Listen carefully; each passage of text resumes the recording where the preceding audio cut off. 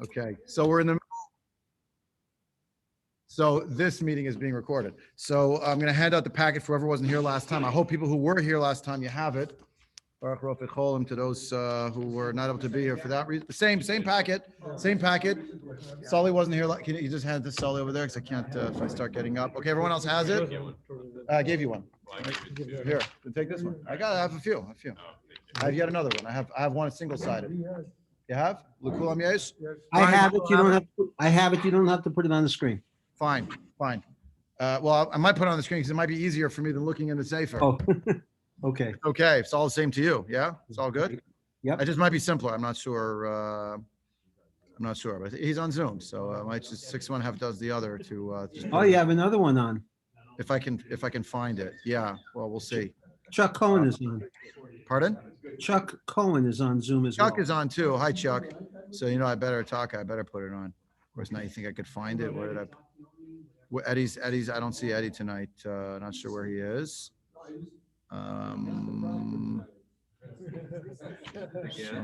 Publicity likeness. It's a packet. It was a packet that I gave out. Yes. Why am I checking my phone? It says Hater Achila Vidin Mama Badal Minim. I'm checking my phone in order to find it. Here it is. It's the cam scanner from 221. There it is. Taka. Okay. Showing. Yeah, she's the official lady of Zoom now. We're being recorded while you're saying that. Khalila, it's like Siri. She doesn't know clearly. Okay. Exactly. Let's go. Let's learn a little bit. All right. Let me just refresh everyone's memory what we're up to.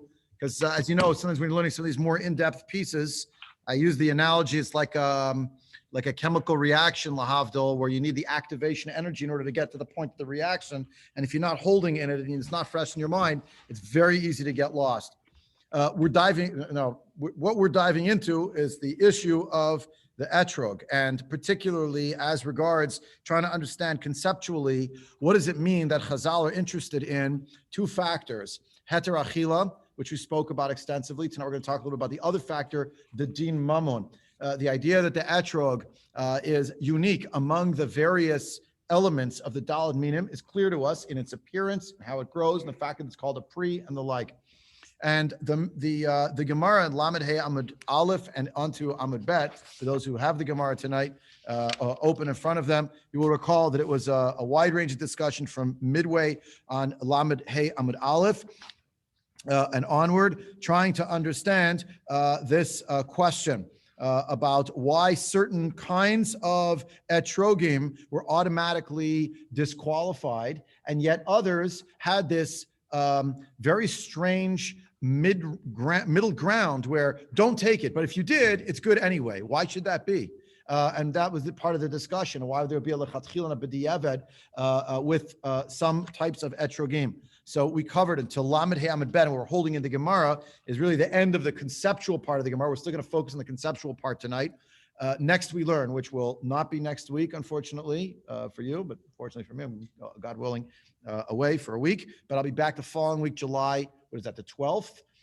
The 12th, so that's the week of Shua Shechabo. We'll learn that week, no reason not to learn. And then my idea is just to pick up stakes and to move forward in the Gemara. It's a little bit lighter in terms of the machinery, but heavier in terms of the visuals. So I'm going to bring the pictures and all that, because we're learning different types of etrog. What actually makes your etrog potentially, God forbid, puzzle, not good. And we're going to see some very surprising situations where you wouldn't imagine to be puzzle and it is, or conversely, where you would think absolutely there's no way this could be kosher, and yet it seems that it's still good, at least days 2 through 7, maybe even day 1. But that's already for a couple weeks from now. So tonight, to focus on this a conceptual issue, we had as the Mishnah itself had elucidated, we had the etrog, the unique ones of Orla and Truma Tameya and Truma Tahora and Demai, right? Those were the basics that we talked about. Some of those are completely off. Orla, no way, no how. Truma Tameya, no. But what about Truma Tahora? What about Demai? Those are the middle categories. And that's really how it's organized here. And then we came to, of course, the big one is Maaser, Sheni, and Yerushalayim. As Maaser Sheni Yerushalayim, the vector is not time related. So orla within the first 3 years, you can't use that fruit. Remember, etrogim uniquely, they stay on from year to year. Apparently, I don't know how long it actually really extends. I'm not an expert in this, but hadar bilano shana mishana shana means it just kind of stays on. It doesn't get overripe. So that's for 3 years, for 4 years. I don't know how it works. Does that mean it gets fruit every year? Yeah, it means that, and we saw this in the Gemara a couple times ago, the new fruits are coming on, the old fruits are still on the tree. They don't fall right off. There's an overlap. Somehow there's a time vector where eventually it will become mutter. Yeah, eventually, if you get into the right time frame. Maaser Sheni, the vector is place. Orla is forbidden the first 3 years. Okay. The 4th you can eat in Yerushalayim. The 5th year it's mutter for eating generally. That's Orla. Applies to fruits. Doesn't apply to lulav, to the hadassim, the You're not arava. suggesting that that rope's going to stay on the tree for 5 years. No. I'm just saying that there is a time vector. You could look at it and say, oh, well, not this year, but the fruits that will be here in a few years, I'll be able to eat. Okay. But the Therefore- clock showers- But now there's nothing you can do for this etrog. It's not going to work. It's orla. It came out within the first three. Any fruit that emerges from the first 3 years is no good. Doesn't matter how old it is. Yeah. But the point is, that has to do with, orla is not forbidden forever. Eventually becomes mutter. Truma Tameya, it's forbidden forever. You can't use it. Truma Tahora, a Kohen can use, but then the question is, can a Yisrael use it? Is the Yisrael have to have the capacity to give it to a Kohen, and is that what gives it its stature? We saw this. This is all review. I'm going to quibble with you because in the 5th year, you're not saying that orla is mutter. It's not orla. Well, fine. Whatever's on this tree, which today is orla, and for the next 3 years is orla, and the 4th is kodesh hilulim lashem. In the 5th year, that's correct. It's heter. My point is that the different categories are not just telling you like, well, here's like nice mitzvah here or there. These are each a category. It's like each a conceptual category. Orla now, today, from this tree, it's not going to be this way forever. The truma tameya, there's nothing you can do with it. You can burn it under your soup, under your in your bonfire as a kindling. That's all you can do with it. When it comes to demai, well, there is a way that maybe you could use it, or truma tahora. There is a way as a yisrael, maybe you could use it. You had your hand up. Sorry, Mark. Go ahead. Very quickly, if something's, can we do the case with oil where it becomes within the right time period over Sukkot and you can use it for the last days? No, we didn't talk about that. Is that the case that happened? Well, that would be very challenging to figure out how that would actually come to be. Like, it's the fruit that emerges within the first 3 years. It's Fi Rosh Hashanah Livanot. So there's an anniversary. It starts with Tu B'Shvat. But if it emerges, it takes a while for natural to Yeah. come to a point where it's big enough to use. Yeah, I'll say I'm not holding in it. How's that? I'll freely admit I didn't prepare for tonight to talk about Orla. I'm not well versed enough in it. I freely admit my ignorance. So you're saying that if it emerges in the first 3 years, it's never any good, but Yeah. it stays on the tree. In the 5th year, how can you tell the difference? How do you know which ones were there? I have no idea. I assume the size of it, how old it is. I assume it doesn't just stagnate. The fruit doesn't just stagnate and stop. For that long? I don't Yeah. know. The guys at Rosenblum's now. No, I really don't know. I mean, again, we had this guy, the guy in the back room, but there is that there is an etrog, whatever. All right. One year, my in-laws brought from Florida an etrog that was literally this big. There was no way you could possibly use it. You couldn't hold it in one hand. You couldn't hold it in two hands. Like a watermelon. So I put it in a box, and all the little kids came into my sukkah, and I showed them a little yellow like ping pong ball. And I said, I have this magic box, and I shook this little thing, and I put it in the box, and I shook it up, and some kid came and tapped on the box, and I opened it, I pulled this humongous thing, because they couldn't get over it. I said, who can take this one home? You know, whatever. So, That's how Shabtai Tzvi gets. that's how we got, well, God forbid. I told them it's an illusion. I explained to them the story after, and the thing was Chalila, actual magic, and those, but it got a laugh out of them, and that was the main thing. And everyone ate whatever candy they ate, and they were happy. And then I think I put it back in, I shook it up, I took out a real etrog. They're like, oh, okay, now it's the right size. Anyway, the point here is some of these categories are, I would say, relatively speaking, static. When we get to, by the time we finally get to Maaser Sheni, It's not static, it's dynamic, but the factor that is at play is one of geography. If it's in Yerushalayim versus out of Yerushalayim. And what we talked about last time, now to the piece that's on your screen or in front of you, the first page, which we started last week. Now just to sort of ramp it up to get to Ot Bet, well, I guess there's Aleph and Bet that we saw last time. We did Aleph and Bet. We did the first column, we did the second column till the Bet with the, right? So it's within the second section. So the first section was just to show, I'm on the top left, right-hand column, this section here that we looked at, Lamed Hey Amud Aleph, this section over here, was we talked about the idea that in fact Rashi and the Rambam square off, and Rashi and really the Bali Tosafot alongside him versus the Rambam. The idea that for Rashi, the issue of the etrog not having a heter achila would extend to anything that does not have lachem. So the din heter achila is only a requirement on the first day, because the din heter achila is an aspect of the reality of lachem. So just like ulakachtem lachem bayom harishon means take for yourself on the first day, means that it is a din in the first day, but the other days you don't have that requirement. So too, the fact that it's truma tameya, you can't use it the first day, is waived on this part of the pun. It's waived on the second day because you don't need lachem. But for the Rambam, the idea of something that is impermissible to be eaten on any day of the holiday impinges upon the character of that object from a definitional perspective. It's not called a pre anymore. So whereas Rashi in the word search circled the word lachem, the Rambam circled the word pre.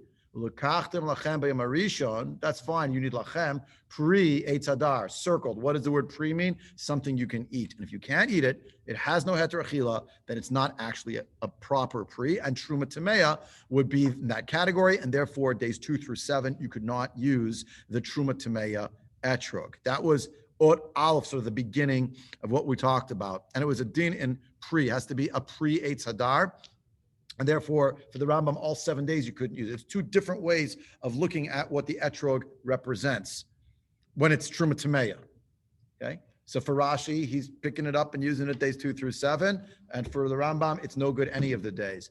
The Rav went from there to talk about the etrog when it's the din of Maaser Sheni, but not in Yerushalayim, outside of Yerushalayim. Everyone agrees you can't eat it. But the Bali Tosafot want to argue you can't eat it now, but you could eat it later if you bring it to Shalayim.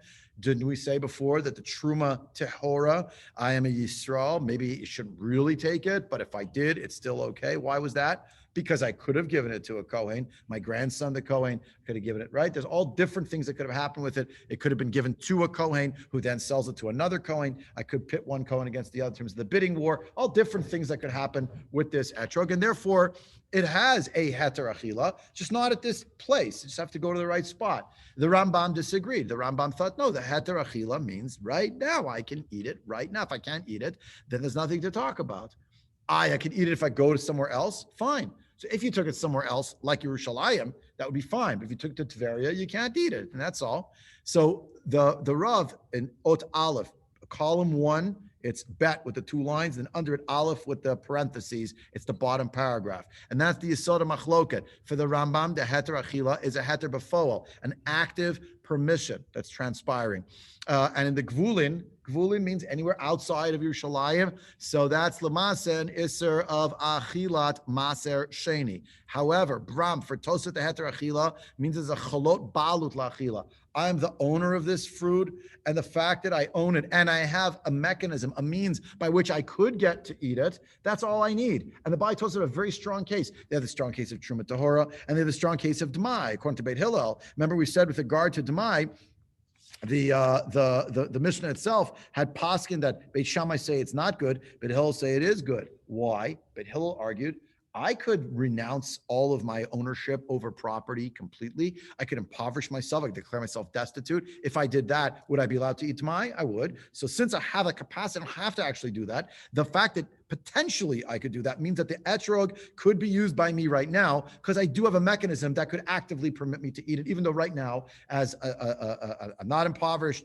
and I'm trying to do the mitzvahs correctly, I really can't eat it per se. But that's the machloket Beit Shammai, Beit Hillel, and it's not a machloket about potential versus not potential. Beit Shammai just say, no, you cannot. Poor people cannot eat D'mai. Poor people cannot decide this. Now, the example was the Achsania, right? They can't use this etrog of D'mai because they can't eat D'mai, period. It's a machloket in the world of D'mai. That was the machloket Rambam Tosafot. Again, for the Rambam, it's a very pragmatic heter. You have to actually literally be able to eat it, right? So the Bali Tosafot basically saying that was the top of the left-hand column now. The very fact that the owner of this Maaser Sheni is living in Neve Daniel and has to go to Yerushalayim, or by the way, lives in Arnona. I mean, you understand Yerushalayim, it's not exactly Yerushalayim, all the extended areas of Yerushalayim. It will be one day when Mashiach Tzidkenu arrives. I'm sure they'll do the special ceremony of extending the Gvulot of Yerushalayim, which is described in the halacha that it can be done. It involves the Lachmei Toda. It's a parade. It's declarations. They go around. They can expand the walls. That's permitted. We don't have that today. So halachically speaking, the Gvulin equals Rehov King George is already the Gvulin. That's Katamo and all those are Rechavia, all that. Sanhedrin, everywhere outside of the old city, and even some places in the old city of today, it's expanded over what it was back in the day. Separate share for another time. But the point is, I have a mechanism by which I could make this permissible to me, and therefore my ownership of it is total and complete, and therefore I can eat from the food in some way. And you see the wheels sort of spinning. It's also about ownership. Now, for Rashi, with regard to the issue of Truma Tmeya, it was that you need lachem for the first day, and the truth is days 2 through 7, you don't even need lachem. The Balei Tosafot, I think, are less interested in, at least in terms of the Maaser Sheni piece, it's not a question of lachem, it's a question of your ownership, and actually your ownership means you have a heter achila. Maybe not here, but you could get on your donkey and ride into the old city, and then you could eat the exact same food, the etrog. Therefore, you should be able to use it wherever you live on any of the days of Yom Tov, including the first day. And the Rambam says, no. If you're not in Yerushalayim itself, there's no heter achila. He goes back again. If there's no heter achila because you're not in the right place, this object definitionally, in the Rambam here you see, and that was the Rav Genus, right? That's the consistency of the Rambam, not just in Truma Tmeya because it's not a pre, but here Maaser Sheni, till you bring to Yerushalayim, it's not a pre because you can't eat it. You could eat it later, but not now. Fine, then it's not a pre. For the Rambam, the line is the word pre gets circled each time. And for Rashi, it was the word lachem the first day, was the other is for Truma Tmeya. For the Balei Tosafot, I'm not sure what word necessarily they would circle. I'll have to keep going a little bit to see what the Rav's going to say. Okay. Did I understand? I want to make sure I understand you correctly. Please. The way I heard you say the Rambam is, if you can't eat it when you're standing, when you get it, so you're in Tveria. Tzfat, yeah. You can't correct that. Until you get to Yerushalayim. Oh, but that still doesn't allow you to. When you're in Tzfat, you Okay, cannot so use it. What I heard was that for Tosafot, the fact We're that inclusive, you except go everybody. to Yerushalayim and eat it Yeah, means that now. gives you that wherever you are, you can use it. Yes. But for the Rambam, it says you can't use it unless you go. But in both cases, you can still correct. You would both, everybody agrees that if you're standing in Yerushalayim, you could use it as your etrog. That everyone agrees. So Tosafot expands that to say the capacity to go there and correct it Means, the ability to exactly. do it. And the Rambam says, sorry, you can't do a corrective action. Exactly. unless you actually do the corrective action. Exactly. Okay. And Rabbi Soloveitchik says that the Rambam holds this because for the Rambam, there's an infringement on its definition of it being called a fruit. I got it. Right. Now you'll say, but it looks like a fruit. It smells like a fruit. What are you talking about? Can you eat it right now, right here where you are? No, then it's not a fruit. Thank you. You were. Sorry, I was going too fast. Potential makes it okay. We got it. Okay, someone else. Jeff, please. Rev Harris says it's still not okay, right? Because you don't have ownership. Right. So Rabbi Meir and the Rabbanan, excellent point. They have this ongoing machloket the Rabbi Meir and the Rabbanan have an ongoing machloket in general. Who owns Maaser Sheni? If you follow Rabbi Meir's position, you don't own the Maaser Sheni, not in the Gvulin and not when you get to Yerushalayim. It's just that when you get to Yerushalayim, and here's the point, you're allowed to eat it even though you don't own it. But wasn't the whole point of the Bali Tosafot that when you're in the Gvulin, you're in Tzfat, the reason why you could use it for your etrog, even though you can't eat it there, is because there's a way to fix it so you could eat it? But do you hear in that according to that logic, okay, but if you say the Bali Tosafot's position according to Rabbi Meir, it gets a little bit strange. The Bali Tosafot maintained that you own this etrog, and the fact that you own it means that you control where it goes, and therefore you can bring it to Shalayim, and when you do, you can eat it. So it was all about, somehow it was about ownership for them. But according to Rabbi Meir, you don't own it, not when you live in Tzfat, not when you transport it to Yerushalayim. You're just allowed to eat it now. It like split the two variables. So according to Rabbi Meir's approach, it's very hard to understand how the Bali Tosafot work, because Rabbi Meir says that you have a mitzvah upon you to take this fruit wherever you are and bring it to Shalayim and eat it there. It's an affirmative mitzvah, by the by. It's affirmative. Doesn't have a time limit. So that's why, right? That's why people today have, in many religious homes that I've been in Israel, there's actually a coin with masking tape or something, electrical tape on the inside of a cabinet, and that's their Maaser Sheni coin. And every single time, I don't know how many times you could use it before it kind of runs out, but an infinitesimal amount of your fruit, you're being podeh onto this coin, which we maintain that coin has kedusha. When Mashiach Tzidkenu arrives, you take it to Yerushalayim. Whatever you're going to buy with that coin, I don't know, but you buy something with it, and you eat in Yerushalayim.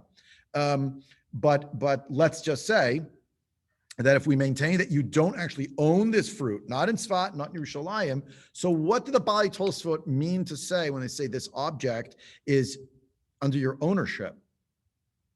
They don't really mean your ownership. They mean just, if they want to sort of kvetch it out for Rabbi Meir, it's that you can carry it to Yerushalayim. That's, you control where it goes, but you don't actually own it per se. But the way the Rav explained it, it seems to be a liba de Rabban, according to the Rabbanan, that it's your fruit, it's your mitzvah to take that fruit to Yerushalayim, and you own it, whether in Tzfat or in Yerushalayim, in either case. But let's keep going in the Rav, see another piece, another layer. Your Maaser Sheni or Stole it? no. Well, yes. Well, if someone went into your field and took off and said, "This is Maaser Sheni," it's not for them to do because it's not their field. Correct? Right. Wouldn't work, right. Right. But I think you said it. Remove Maaser after you harvest it and put it in the pile. Yeah, only. So somebody going Yeah. into the field and stealing or whatever. Well, I assumed he meant that it was already in a pile, it was already in the creed, there's already a chiyuv for it, yeah. Yeah, it's the picking it out of the field itself, doesn't do I it. think you resolved it. You resolved it in distinguishing between ownership and control. Okay, And then once you're mafresh the Maaser Sheni, yeah, it's no longer your ownership. but it's your control. It's under your control. Right, right. And with that control comes the obligation of bringing the fulfillment of the mitzvah of Maaser Sheni. Fair enough. According to Rabbi Meir, though, you don't own it. You did a hafrasha, now it belongs to Hekdesh. But I understand that, but why is ownership, why are you dwelling on ownership? I don't think ownership is key here. So if you look at I was dwelling on it because that's, as the Rav was talking about it, line 1, 2, on the left column, 1, 2, 3, 4, 5 lines down, 5 lines down, right after the parentheses, toward the end of that line. Well, 4 lines down, excuse me. Gam b'gvulim yesh ba'al hava ulachila. Even in the gvulim, means outside Yerushalayim, there's an idea of ownership. Lava ulachila, to bring it and to eat it. Ubalad shel hava va'achila daya l'din heter achila. And this ownership of bringing and eating is enough in terms of being called a heter achila. Yesh lomar she'atos v'Rambam az l'shitatam. By the by, now that I'm reading it again, it says like the Rav was trying to like dance between Rabban and Rabbi Meir, Jeff. because he's saying your ownership is the fact that you can bring it. That's your extent of your ownership. But actually, juridical ownership of this object is mammon. It's not your mammon. It really belongs to Hekdesh. I maybe I just don't understand it, but right. Yesh lomar Tosafot Rambam az l'shiratam. You could say the Tosafot and the Rambam follow their approaches, their general approach. HaTosafot serve shadin heter achila have a din belachem kirashi. They hold like Rashi. It's lachem ownership. Balut la'achila machsheret natila. The ownership to be able to eat it is what permits its being taken, right? Ulam harambam sever sheheter achila tanai b'shem hapri shel etrog. The permission to eat it is actually conditioned in its definition, in its label, being called a fruit of etrog. Shetzarech liot muter ba'achila mamash. Literally, you have to be able to eat it. Kadesh yichashev pri. So it can be called a fruit. Therefore, outside of Yerushalayim, it is not going to work. It's nullified. It doesn't, not nullified. It's inappropriate. It's not kosher. You can't, it's possible. You can't use it. You got it? Okay. Nafal ha'asimon, as they used to say. Now, I'm left with a bit of a lingering question that I just don't remember. I'll take the Rav's word for it. He kind of conflated Rashi and Tosafot, that Tosafot also holds it's an issue of lachem. It's interesting because what about on days 2 through 7? Rashi just maintains the lachem issues day 1 and not the other days. I'm not sure, but let's move on in the Rav here a little bit. Yeah, by all means. So in the Mishnah implies that the Eved, it's okay. What? It says if you took it, That's beam natal kasher.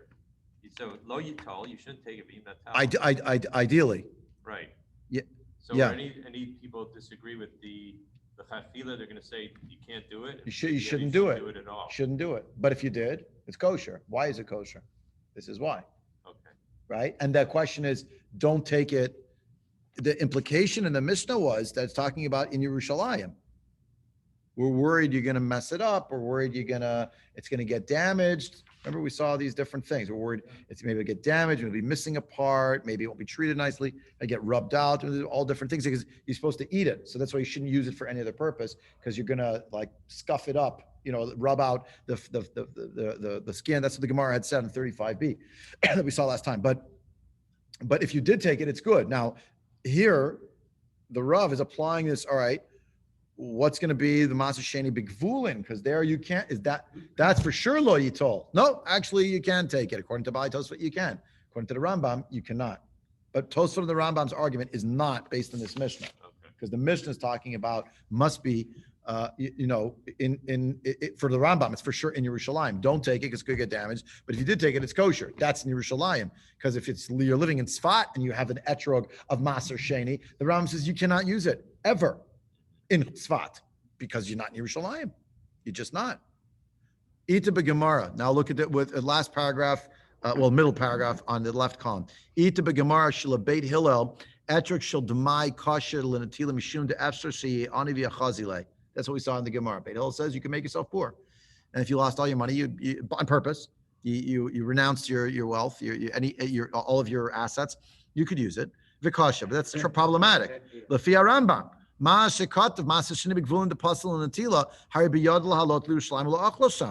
Rambam did say, but you could take it to Yerushalayim and you could eat it there. But if you didn't, can you use it as your etrog? No. So why, for the Rambam, is there any kind of a mechanism according to Beit Hillel? We're passing like Beit Hillel here. Why should there be a mechanism that if I renounce my ownership over this, all of my properties, I could use this etrog, therefore I could use it? Did you actually do that? No. Well, then you can't use it. I thought that's only with Demai. We're talking about Demai. No, this paragraph is Demai. Let me start again. Sorry, I must have lost you here. Ita b'Gemara shel Beit Hillel etrog shel Demai kasher l'natila mishum de'efshasi ani v'chazile. Right? He's asking the following question. V'kasha. This is challenging. L'fi Rambam mashakatav Maaser Sheni bigvulim de'pasel l'natila harei biyad l'halot l'Yerushalayim l'achlo sham. Right? How could it be that when it comes to Demai, the Mishnah paskins like Beit Hillel? Beit Hillel says, since potentially you could renounce your ownership over all of your assets and your estate, therefore you would make yourself poor, and therefore you could use this etrog. Even if you didn't do that, we'll still let you use that Demai etrog. So that's inconsistent, though. The Rambam holds you always have to be able to eat the fruit right now, not that you have a step. Right? Right. Right. So Maaser Sheni can take to Yerushalayim. Dmai, you're living in Sfat. Excuse me, Rambam would say to you, are you in your slime now? No. So could you eat it now? Right now? No. So then you can't take it for your etrog. I'm sorry. So the same thing. Excuse me, sir. Are you destitute? No. Could you make yourself destitute? I could. Would you like to do that now? No, but I could. Okay, but are you right now? No. Well, then can you eat this fruit of Dmai? No. Well, then you can't use that as your etrog. I'm very sorry. So how do these two things work? Because the Mishnah had said that we passing like Beit Hillel, that the etrog of Demai, Beit Hillel says you could use because you have this potential mechanism. So the Rav tried to separate, right? You understand the question? It's the same. You still missing? You got it. Everyone got it? Okay. Nirali the shiny Demai. Here's the Rav says, here's what's different with Demai. The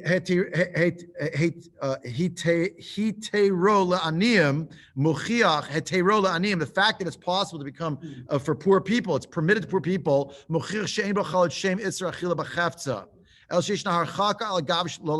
Meaning, you have etrogim of Demai for sale in the market in Sfat. Two people come to buy it, a wealthy person and a destitute person. And the guy who owns the stand gives the destitute person the Demai one. So he could use it right away, no? Chazal made a gezerah. Remember what Demai is. It's not that it's for sure problematic. It's really a suffix. It's the one, the Demai is the one that belonged to the Am Haaretz. Yeah, it's sketchy. The Amei Haaretz understood, like certain things we don't do. I mean, lahavdol, and it's not a one-to-one comparison. Don't misunderstand me, but you have lahavdol. It is not the same category. You have Jews, like if you ask them, like, do you eat non-kosher food? They'll say, yeah. Do you eat on Yom Kippur? Never. God forbid. I would never, this is something like that, right?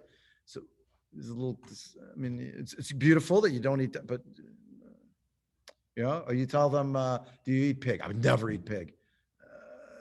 Look at the ingredients. It looks like there's like a little bit of chazer or ishmaltz in this. Yeah, it's not. I'm not eating a ham, Rabbi. Okay, you understand? Again, the people with the Demai, the Amei Haaretz, they were fine, sincere Jews. It was bamboozling and hard for them to understand all the nuanced elements, but they knew you don't mess around with Truma Gedola. That's me to be B'dei Shemai. We're not going to touch that. So they did Truma Gedola. When it came to the other things with the Maaser here and they didn't, I don't know. It's like it's too much. Okay, that's Demai. And it didn't mean they weren't doing it. It's just, there wasn't like, there wasn't police. Sometimes they did. They didn't. So for that, Chazal said, look, if you're one of the Chaverim, you don't go near Demai. You just can't use it. Are we telling you for sure it's not good? No. And if you're poor, we'll say, the guy's Nebuch, he doesn't have anything. Give him. Okay. So the Rambam says like this: there is a heter achila on this chefza right now for everybody from the Torah's perspective. But the Rabbanan made a harchaka for a Jew who's a chaver. Don't touch that. But an impoverished Jew right now could eat it. So it's not that the chefza, but there's something wrong with the object. But the object of Maaser Sheni, after your mafri shit in Sfat, you cannot eat it. Not you, not a poor person, nobody, not a Kohen, until you bring it to Yerushalayim. So the object has, if you will, a temporary taint. And that's not permissible. So that's the Rambam, the Rav is saying here. I'll read it again from line 4, the third to last 4. It's an acronym there in that middle paragraph, right? Nirali, the Shani Dmai, it's different. Ki heterola aniyim mochiach. The object does not have the status of being prohibited. There's the distancing by the man who is a gavra, in this case means a person who cares. You shouldn't eat it. Is it the object of the produce, the wheat, or whatever it is, the harvest from the Am Haaretz is a cheftzah shel iser. Ella hetilu harchaka ala gavla la'ochlo. They put on the people. They told the chaverim, look, you want to be in our class. It's a meritocracy, but you got to play by the rules. So that's one of the rules. That's why the Beit Hillel said it's okay, because there is a heter achila for some group of people at all times. Bram, however, that iser in Parshat Re'eh. I think so. Yeah. It's my right. I mean, I feel Lieber Maaser Sheni is located, so I think, yeah. Benny? I think it's in that section. But it's right there. Yeah. Yeah, I'm asking the Baalei Kriya. Yeah. Yeah, Chazda, etc. Then it says to take the Maaser Sheni. Thank you. Okay, so but there's a formulation here. It's like almost, it sounds like an isser. Isser hachel b'chefetz shel maaser sheni leficha posel Rambam etrik shel maaser sheni gvulin l'tilat mitzvah. He says the object, there's something wrong with it right now. You're not allowed to eat it here, and it has to do with the object. And by the by, it's on a Torah level. Yeah. So, yeah. Go ahead. Sorry. I was gonna say, it's kind of a beautiful interpretation of demai. Yeah. A little bit differently than I would have thought. Meaning, play it I out. always thought of demai as being, it's really not permissible, but we allow the poor person to do it. He's saying it the other way. It really is permissible. Fine, Yeah. But you really shouldn't do it. Strive for more. Better. Yeah. Yeah. Right. Yeah. It's a very different Yeah. aspect of thinking about demai. I wonder. Yeah. Please. So, well, two different, that sounds like, there's the issue of it being on the, decree on the person rather than the object with demai versus must. Yes. And Yes. then also, being, Durvana versus Duraita. Yes. Correct. Chefzer Gavra, person versus object. Doraita Derabanan, biblical versus rabbinic. These are two beautifully said. Now, what you have to understand, and I had this conversation with someone in my extended family who told me something like he had somebody ask Rabbi Soloveitchik a question one time. He gave an answer, and then he asked him the question another time. Later on, and he gave like another answer, and he's like, it's so inconsistent. And I explained to him, I said, look, I never met Rabbi Soloveitchik personally, but I met all of his Talmidim, or many of his Talmidim, not all, many of his Talmidim, who are Rosh Yeshiva and Yeshiva University and Gush and wherever else, in Gris Kola. And they pointed out that the Rav would constantly go back and revise. He would have like this conceptual approach to something, that he'd go back and say, well, that's one conceptual way of seeing things, but I could also go back and see it another way, like another view. That's what we're about to see right now. So we have a few minutes left. I'm going to open up this new section, but you see there's a letter bet on the page on the left-hand side, and just across it on the right-hand column, there's an aleph. Okay, so aleph, that was a beautiful summation there, Jeff. Thank you. Chefza Gavra, Doraita Derabanan. That's basically what's going on in aleph. In bet, the Rav went back and sort of reanalyzed. Said, I could even see this conceptually in a different way when I want to talk about the fact that Maaser Sheni outside of Yerushalayim, the Bali Tosafot say you can use it, and the Etrog of Maaser Sheni outside of Yerushalayim, the Rambam says you cannot use it. So that's bet. Okay, so there's approach one, internally coherent, it makes sense, but the Rav, the way his mind worked, this was the way of Brisk and John, they go back and back again and say, wait, is there another whole way to see this? It's like another model almost, So let's delve into it. Yeah. Before I go on to that, what Mark said was the same thing was bothering me. It's beautiful that the Rav tried to reconcile the difference. Mm-hmm. But if you extend what he's saying, well, demai really isn't so bad. And it said to the Chaverim that they should distance themselves from it. But for the Pasha to mention demai, it's okay. Mm-hmm. Yeah, that is what he's saying. It's exactly it. That's disturbing. It depends how you look at it. It's very nice. It's really the poor people are doing the wrong thing, and it's terrible, but what can we do? They don't have money, so we'll cut a corner for them. Or do we say, look, it's not for sure that it wasn't done the right way. We're stuck. There's they have a certain dochak upon them, these poor people. They want to do the mitzvah, what have you. They want to eat food. They don't have enough food to put on the table. They're impoverished. He's finding ahead. But you can see it the other way. That really, it just depends. When you say demai, does demai mean chances are that it's terrible? Or does demai mean chances are it's okay, but if you're striving for more, then reach up and don't cut a corner with a hechsher, if you will, that's kind of sketchy, substandard. Huh?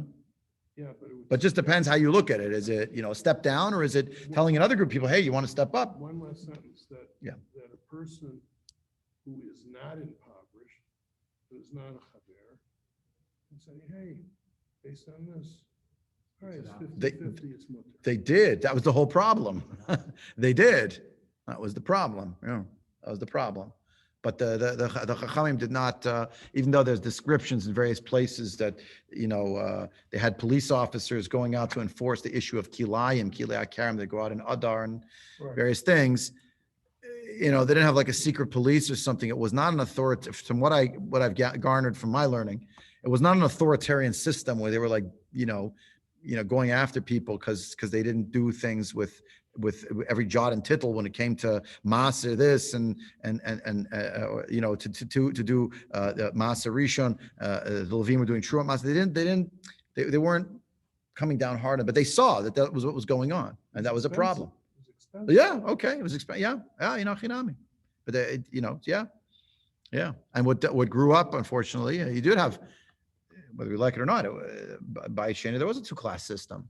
It was a meritocracy, though. You weren't born into the caste of the Amei Haaretz, and therefore that's how you were going to be for your whole life. You weren't born as a chavi. Instead, it's up to you. What are you going to do with yourself? I mean, right? So, okay. It's also possible to explain the argument between Tosafot and the Rambam in another way. La Rambam ha'eter kashul and atila rak im yesh lo heter mamash. That sounds pretty similar. It's only if it literally has a heter. Bigvulin hol ma'aseh aselecho ma'aseh sheni svarli Rambam she'etruk shel ma'aseh sheni puzzle. Okay, it sounds pretty similar, right? Okay, okay. But notice he hasn't used the word pre. Right? Right? He didn't say it's definitionally that it's not considered a pre. Remember before I kept saying you circle the word pre? That's not what it's about. It's just, can you eat it now? No. And you need literally to be able to eat it right now. But the fact you can't eat it right now doesn't mean it's not a pre. It's just you can't eat it, and that's the problem. Bram, however, Balei Tosafot Sovrim Deshania Iser Lecho Maaser Sheni B'Gvulin Lo Tuchal Lecho Bisharecha Mishar Isure Achila. The Balei Tosafot in principle would say to the Rambam, it's true. There's no heter achila right here, but we want to analyze what is the nature of that prohibition of eating it outside of Yerushalayim. It's from the pasuk, you are not permitted to eat it within your gates, i.e. in your place, right? Lo tuchal echol bisharecha. Mishar yisur achila. Something that differentiates Maaser Sheni and the Gvulin from other yisur achila. Ha'isra ze'eno isur achila stam b'chefza. It's not that the object is prohibited per se. The prohibition regarding eating Maaser Sheni outside of Yerushalayim has to do with eating this object not according to its mitzvah. Its mitzvah affirmatively is to bring it to Yerushalayim. Maaser Sheni omeid v'zakuk la'achilat mitzvah b'Yerushalayim. It is standing ready and it's linked already to the eating of mitzvah in Yerushalayim. Achilat Maaser Sheni michutz Yerushalayim asura mipnei bittul mitzvah achilat Maaser Sheni b'Yerushalayim. The prohibition of thou shalt not eat it in your gates is standing as the mirror image of the affirmative mitzvah that you must eat it in Yerushalayim. Raya l'davar shelilkot al achilat Maaser Sheni chutz l'choma. The Rambam even paskins that way. Namely, if you are going to get malchut for having eaten the Maaser Sheni outside of the walls of Yerushalayim, that's only true if the Maaser Sheni went into Yerushalayim, was mekudash by getting there, and then you took it back out. But if it never got there, so it's an Isser Achila, but not because the eating is like eating a piece of pig, but because when you eat it, you're not performing the positive mitzvah of bringing it to Yerushalayim.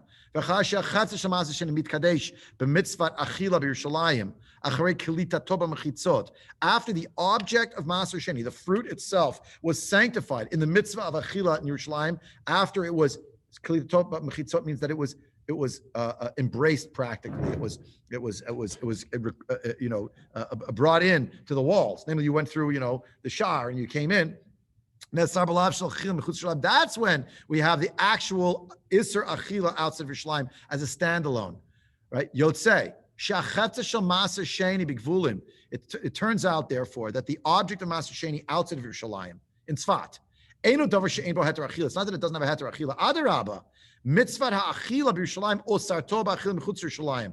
The fact that you must eat it in Yerushalayim is what animates, what fuels, what propels, what causes there to be a prohibition of eating it outside of Yerushalayim. So that you're saying that if you eat the Maaser Sheni and Gvulin, instead of being over a lav, you're being mevatel and asay. Bidiyuk. And the words "thou shalt not eat it in your gates" Even the Rambam paskins, if you did that, no one's going to come to you from Beit Din. If they gave you hatra and then you did it, a warning and then you did it, they're not going to haul you into Beit Din and give you malkut. You know why? Because it wasn't mit kadesh, because it never got to Yerushalayim. The whole idea, don't eat it in your area, is because I'm telling you, you have to go to Yerushalayim. But it's not a standalone prohibition like don't eat chazer. That's a standalone prohibition. Not because it's somewhere else you have to eat it. You may not eat it ever. Orla, you may not eat it ever. So, right, a nevela, a treifa, non-kosher meat, etc. Yeah. So, leficha chalibah the Tosafot, according to Tosafot, nachshav etru shemaser sheni b'gvulin l'davar sheyesh bo heter achila v'ra'ui hu lemitzvat netila. They see the object outside of Yerushalayim, just in Sfat. It grew up in Sfat. You plucked it, you took it from your pile in Sfat, rather, and you said, I'm taking this to Yerushalayim. It's a Maaser Sheni. It's my tithe. So it already has a heter achila, which is the mitzvah of taking it to Yerushalayim. There's its heter.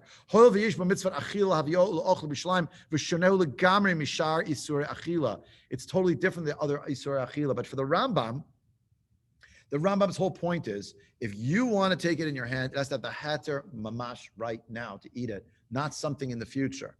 So, yeah, because before, okay, what?